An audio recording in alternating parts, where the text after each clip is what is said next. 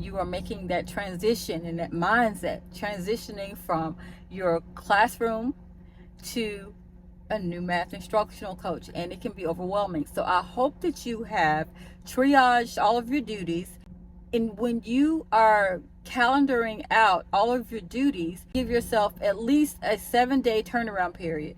For example, if you are a curriculum writer, as part of your job as an instructional coach, you want to make sure that you know the deadline. You have to have an assessment ready. Then you would count back at least 7 days, and that would be your deadline to get that done. Or I would always do 7 to 10 days because I wanted to give myself grace, because I always knew that something was going to come up. And if it came up, I didn't want to be stressed out that I wasn't going to get something done. My name is Tony. I'm your MathWise coach. For more tips, like, follow, and share.